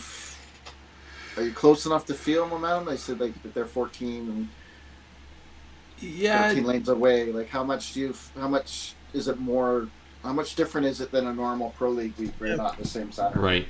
Yeah, we didn't notice it as a team. The Dream Crushers being on lane 1 and the Bombers being like 12 or 13 lanes away. We're still trying to focus on our matches, and you could hear them every once in a while. Obviously, when they were throwing good shots, they were pumped up, just like any team would be. But it didn't really factor in. I don't believe. You could ask another player on the Dream Crushers, and it could be a completely totally different answer. Right. But I don't think it had any bearing.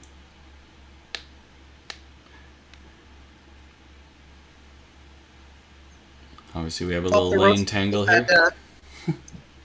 Lane 46. The Roses had Carnage play at the same time. I think twice this year we bowled at the same time as them, and so Toppler is a split house for 8 lanes and 8 lanes. And the first time they played on the opposite side, and then the second time they played 1 lane over from us. So but we don't play in the same division, so it didn't matter. But when you're still cheering, you're on your own game, but you want to see them play well too, right? And vice versa. So it's kind of neat rather than just having kind of quiet, because we don't generally bowl when there's public in the bowling alleys. So it's fairly quiet. Yeah, exactly. Bombers kind of maybe even a little team advantage here, knowing that the Misfits are having a little bit of lane problems and they're packing on strikes here. But Aaron tangling the pins here could give the Misfits the exact same advantage. While you're back there. Yeah, just run 14 lanes down to the left and fix this tangle, please.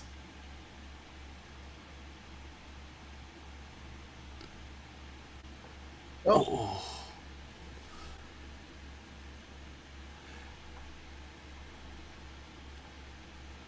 I was just going to say, at some centers with 18-inch on centers, do you think maybe that string pulls that 2-pin now that pin's an inch farther away from the wall? Maybe that was the difference and why it didn't topple? I don't know. Just a thought. Yeah, it's possible. Grand Prairie it would. Poor GP. I didn't say it this time. Michelle, obviously, with that single pin miss, that's not great. But she's still in that match. Daryl's got the strike working against her, but not out of the woods. Yeah. Oh. 12. Almost. Oh, God. Oops. Oh, wow. Almost a 10 count there. Yeah. A little quick on that one. Yeah. You had a few shots like that at the end of the last game, too. Mm-hmm. Bounces back with a good one.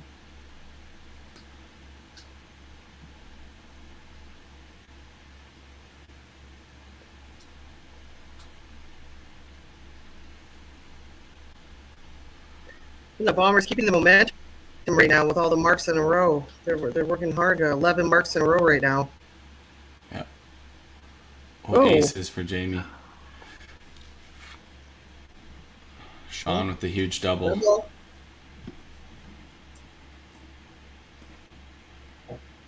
Steve, are the tides turning? It's certainly. Oh, she almost spared that. It did look close. Oh. Yeah, even my $2 reading glasses, that look close. The tide's definitely turning, and again, you wonder whether the pressure switches hands too, right? Like we talked about, the focus change, it's going to hurt a bit. But the focus change, you're normally worried about totals. All of a sudden, if you're starting to, where are we going to get 2 matches here, or 1 match? Yeah, you win 2 matches. Pinfall doesn't even matter. Right. But you still need to win at least 1 to make pinfall matter. Yeah. So a lot of pressure around. And you don't want to start letting up, thinking, they're going to get theirs, and I think they're going to get theirs. All of a sudden, they both pick, and their opponents throw strikes at them, and then panic can set in. Exactly. Honestly, having just gone through it, it happens faster than you can even think. Yeah. You're looking for that 1 match, those 2 matches, and all of a sudden it's just they're out of the question. It's tough to. Then you're just watching the pinfall, and that's tough to do as well. Yeah. Yeah, it's a huge frame for the Bombers. They're looking to kind of almost take the pinfall away. So now you really got to be looking at match points here. Because with the 2 doubles, they've caught them. Yeah. Yeah.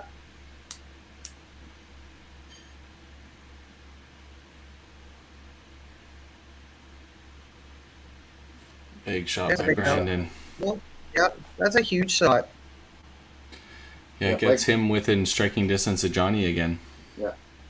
Yep. And hopefully it brings something up to Michelle. Yeah. Yeah, get that team momentum going. Yeah, because if he opens there, the difference is huge. Looking at those numbers, right? Because they can see the same numbers we are. It's back to 50-ish. It's a little bit of breathing room, even though he has got a few strikes. Yeah. Come back for Dale. Big shot for Michelle. Yeah, comes back with a strike. She didn't look very sure on that shot. I have a funny feeling this is going to come back to last couple bowlers. Yep. Good half there. That's good. That's what the viewers want. Yeah. That's what they've come to expect on Monday nights.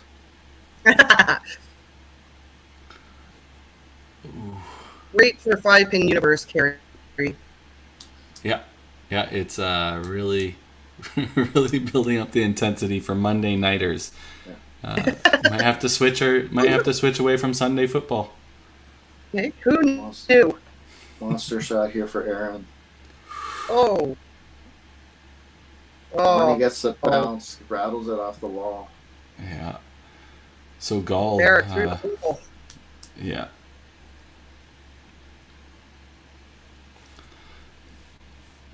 That hurts.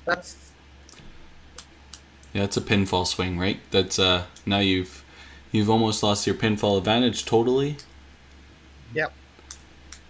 And then you look at the matches, and it's Yeah. Yeah, it's. There's a difference between free will in that shot right now, and things are getting a whole lot tighter. Yeah. You see the momentum swing, and maybe it has to deal with a little bit of the experience of the Bombers. They're an older team with a lot more experience under their belts. So yeah, for sure. Obviously, Michelle, veteran for numerous years, and that's why she's still in her match up top. But just speaking on a whole, the team is definitely just a tad bit younger. And what you have to fight, and it's so hard to tell. I have this conversation with kids all the time, right? You get down in a match, all of a sudden your momentum swings. Everybody in your team thinks they have to throw the 3 or 4 strikes in a row to make the difference. Yeah. And you see the baseball analogy, you can't hit a grand slam if nobody's on base. Like just settle down, throw a mark each, chip away, let's get the momentum back again. Yeah, exactly.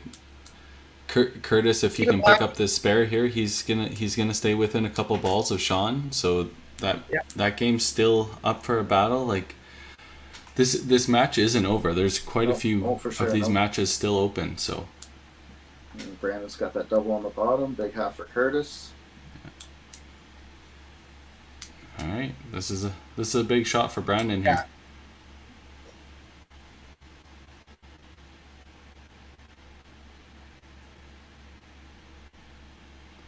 Well, I found in our match too, going back to that, we almost had totals made up in like the 7th frame, but we it's like those college basketball games where you almost use all your energy try and get back from a big deficit, and you just can't turn it over and get that extra shot to go ahead. Yeah. Oh, Brandon, a little quick there.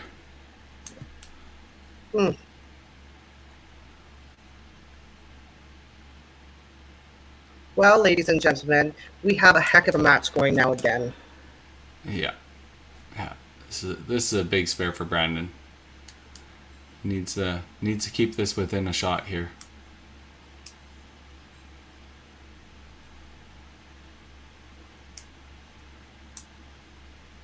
Touch. There you go. Oh, good call. Good call. 5-12.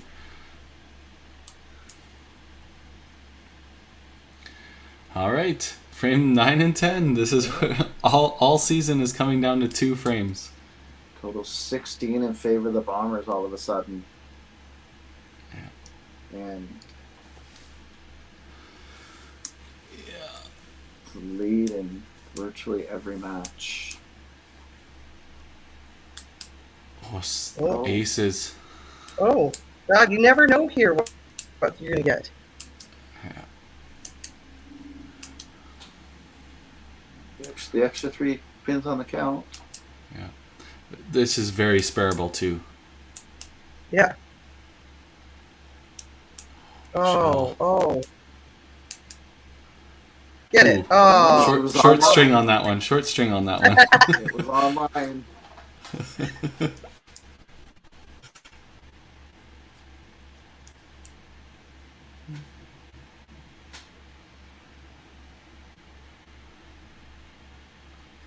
Well, there's 1 point for... Yeah, that match is virtually almost locked. Yep. Yeah, you just need more than 10.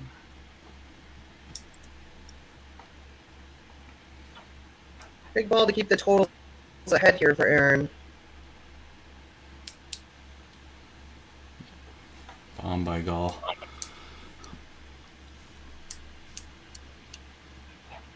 Even though they're looking at the matches, they can't be looking at the matches now because totals are so close. We have a request from our audience. Somebody has a clicky pen in their hand. Okay. Not me. The nerves are getting to you. I just threw the pen away. If I had to guess, I would have thought it was Carey. I didn't think that whoever was clicking that was Steve. I was going to say something too, and I thought, well, maybe it's Carey like messing around with something. Nope. Nothing in my hands. Oh, Jamie. Well, Hi. Aaron, obviously, if he picks a spare, he's really putting team total out of the Misfits' hands here.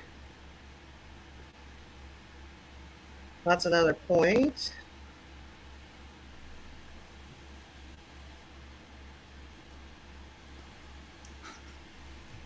This is Baldwin, you know I would never have a pen in my hand. Thank you very much.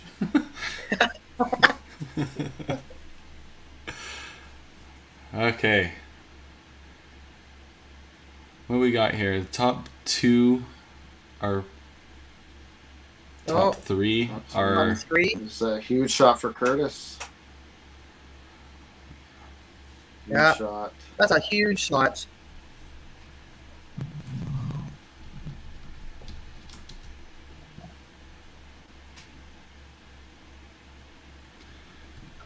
Yeah, that was much needed by the Misfits there.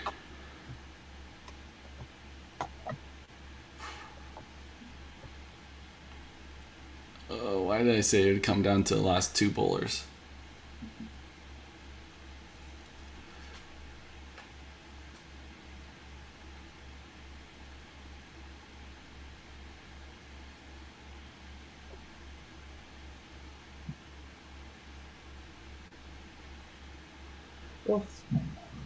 Thin.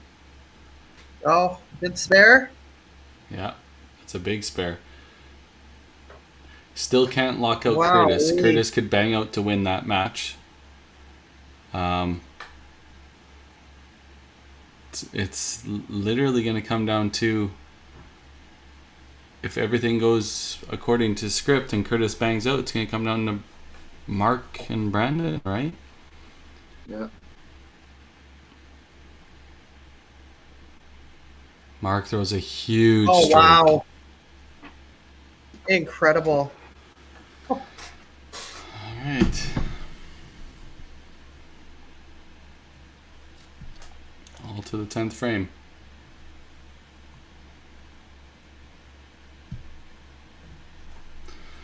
Grand Well, the total 5 60 PLC in favor, yep. Yeah, couldn't have scripted this any better.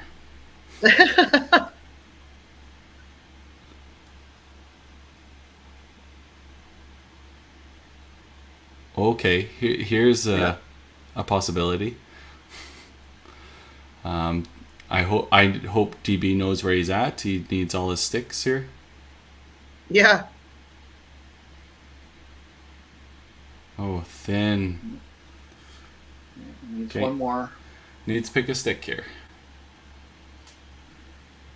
Of course, our cameras are bugging out here in the most important part of the match. Every time. Every time. Oh, okay. Didn't matter. Daryl can take a breath. Yeah. He made sure. No problems there. Well, there's one. That second match, Derek can still go off the sheet for 259. If Aaron were to get 5 on the first ball, he'd still have to get 15 to get the 261. Yeah. But just as important, Derek's got to get something on the strike here to help with totals. Yeah. Because Heidi's got that double to count. Oh, there goes that point. Yep. Oh.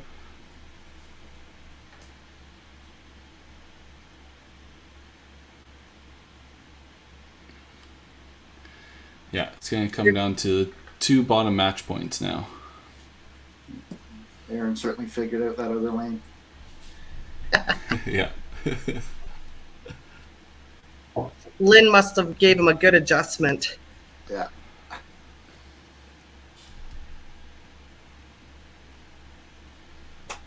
I believe that Brandon probably ran down to fix that. To take that pin out for Derek. Right. I would say so. Try and keep his team going. Yeah. Spare. Oh. Yeah, once Aaron figured out the other lane, he's been really good.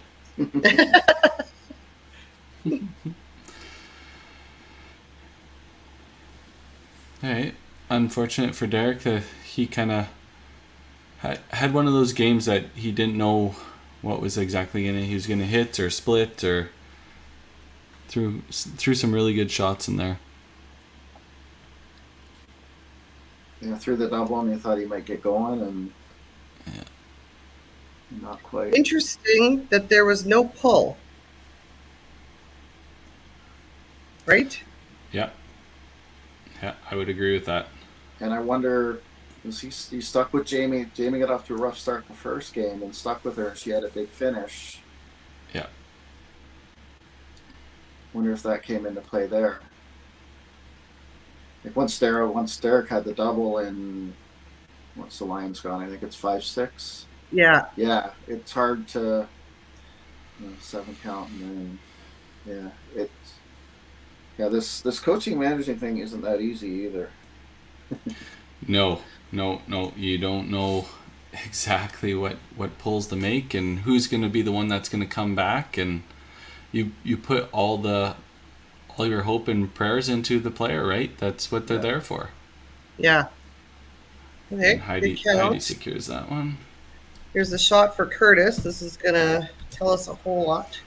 Yeah. Well, they're going to need the bottom 2 matches now because I don't think they can get to totals. No. There you go, Curtis. So he said if Curtis bangs out, he secures that match point. So it'll come down to the Brandon Mark match, which Mark obviously has some control on.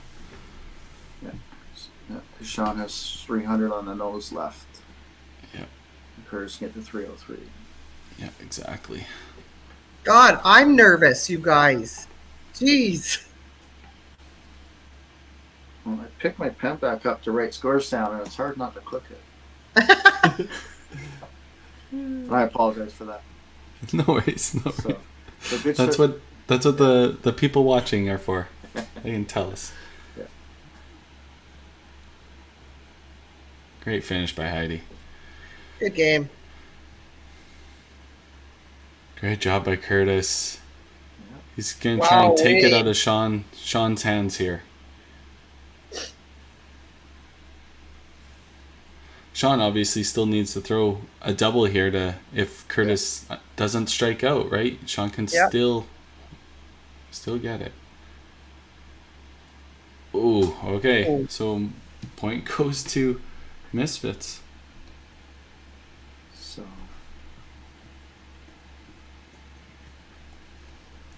not 100% yet, right? Oh no, it is for sure. All right. Yeah. Hey. Oh, clutch. good recovery. Yeah, Curtis took the point no matter what. Good bowling today by Curtis for sure. Yeah, great finish. Giving his team a shot right into the 10th frame. Right at the bottom here.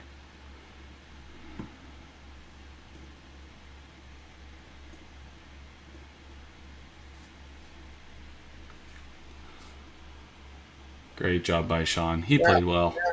Played outstanding. So Brandon's got 303 left. Yeah, 303. That's going to be their only chance. They can't get the grand totals. Totals are gone. So it's 7 for the Bombers. Oh no. Oh no. Oh my. Well, Yeah, that's got to be heartbreaking, obviously, for Brandon. He would have been the player on the team that I would have gave the shot to. Yeah, agreed. And that's just tough. Like we say, he averaged 284 this year, and so many games, so many totals came down to him, and yeah, you hate to see that one shot get away from him.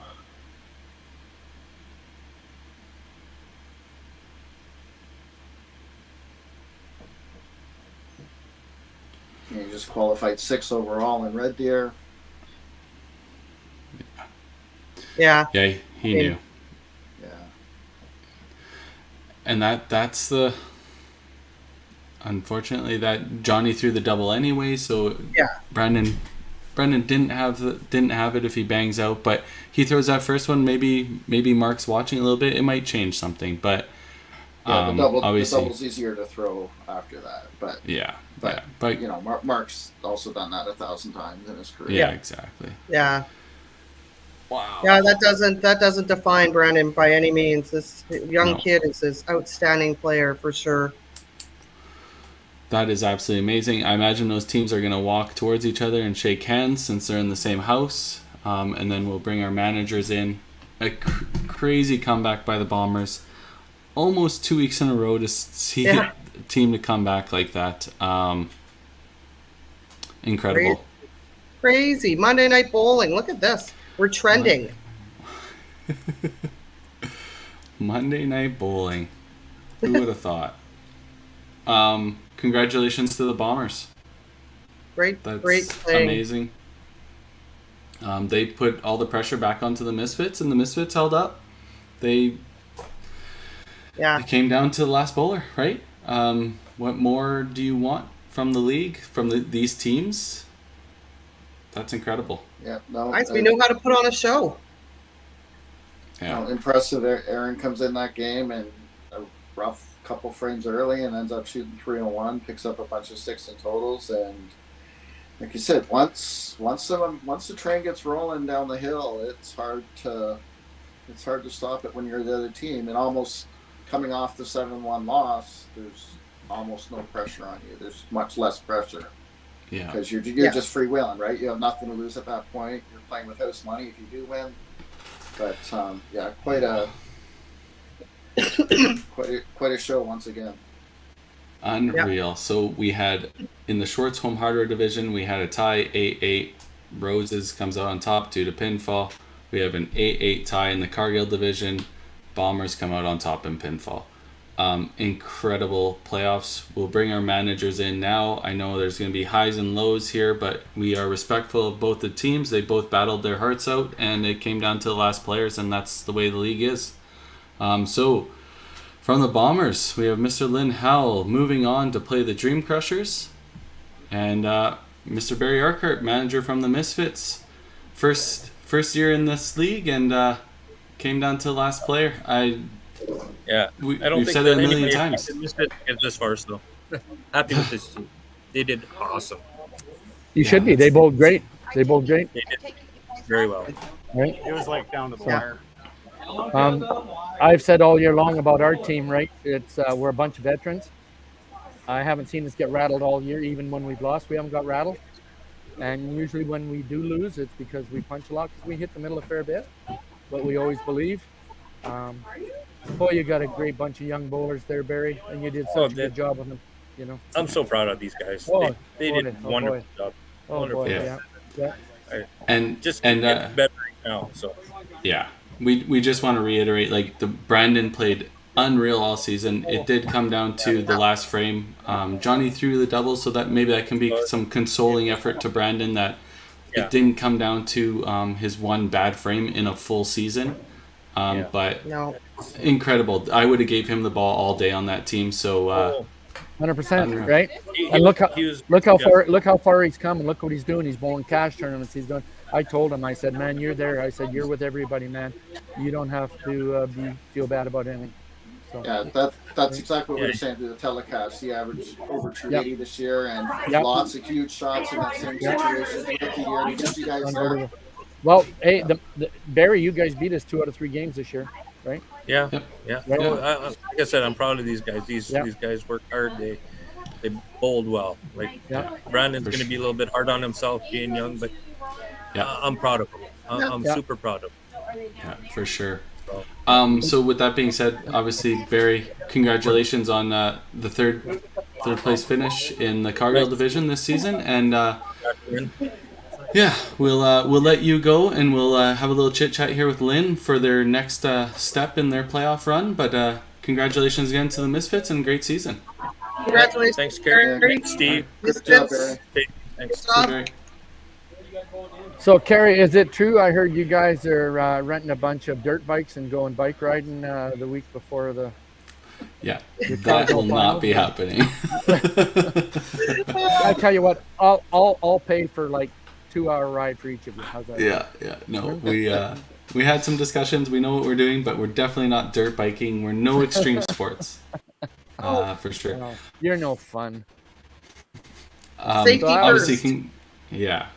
Congrats again, Lynn, to you and the Bombers. Obviously, you guys are moving on to the Cargill finals to play the Dream Crushers, the defending champions. Any thoughts before we close out the show here? No thoughts. We'll come out. We'll try to be who we are. We'll try to bowl as good as we can. We're pulling a great team, and just hope we give them a good go, right? Yeah, for sure. Yep. So any final thoughts from the commentators to Lynn before we let him go and close out our show? No, I just I just want to know. Go ahead, Steve. No, I was just going to say, I think you had kind of the same mindset I had when we were in a similar predicament. Right. Daryl was throwing well. We moved him up top through Aaron in the second spot. I think hoping that Daryl and Aaron could get a good run going and get some momentum. Was that your mindset? And well, yeah, Aaron bowled second for us most of the year, and he bowled really good all year. Maybe the last couple of weekends for us, he struggled a bit. I have confidence in everybody. I mean, Steve lost his leadoff game in the first game with a 250. Annette punched last ball with over 250 to lose by 4. So, I mean, everybody was there, and we always try to give it a chance, but head pins are part of the game. And like I say, we always believe. We always believe. So.